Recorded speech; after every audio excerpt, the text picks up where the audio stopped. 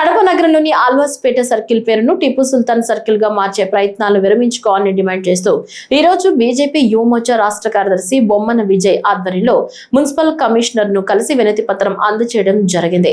ఈ సందర్భంగా బొమ్మన విజయ్ మాట్లాడుతూ ఆల్వాస్పేట పేరును మార్చాల్సిన అవసరం మున్సిపల్ కార్పొరేషన్ కు ఏముందని ప్రశ్నించారు. కేవలం ఒక వర్గం ఓట్ల కోసం వివాదాస్పద వ్యక్తుల పేర్లను కూడళ్లకు పెట్టడం ద్వారా నగరంలో అశాంతి కలిగించే ప్రయత్నం చేస్తున్నారని విమర్శించారు. అభివృద్ధిని గాలి కొదిలేసి ఇలాంటి అనవసరపు నిర్ణయాలు తీసుకోవటం తగదని, ఈ ప్రతిపాదనను వెంటనే ఉపసంహరించుకోకపోతే బీజేపీ ఆధ్వర్యంలో భారీ ఎత్తున ఆందోళనలు చేపడతామని హెచ్చరించారు. మనం కడప నగరంలో ఎప్పుడూ లేని విధంగా ఈ మధ్య కాలంలో కొత్తగా జనరల్ బాడీ లాస్ట్ జరుగుతుందని, కార్పొరేషన్ ఎలక్షన్స్ రాబోతున్నాయి.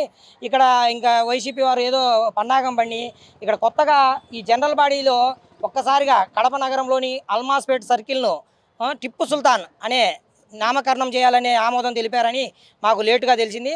దానిపైన మేము తీవ్రంగా భారతీయ జనతా పార్టీ యువమోర్చా తరఫున తీవ్రంగా వ్యతిరేకిస్తున్నాం.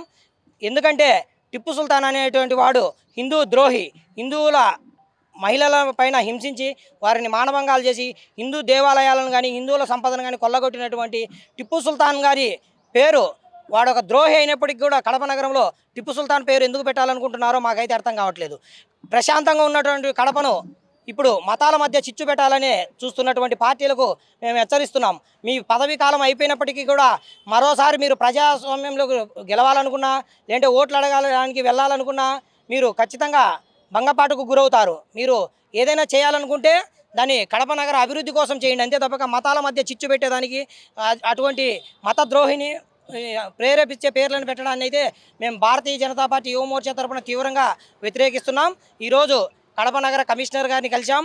గతంలో ప్రొద్దుటూరులో అయితే ఏ విధంగా ఎమ్మెల్యే రాచమల్లు శివప్రసాద్ రెడ్డి పెట్టాలనుకుంటే రాష్ట్ర స్థాయి బీజేపీ నాయకులు వచ్చి ఏ విధంగా ముట్టడించారో కడప నగరంలో కూడా అదే విధంగా జరుగుతుందని మేము తెలియజేశాం.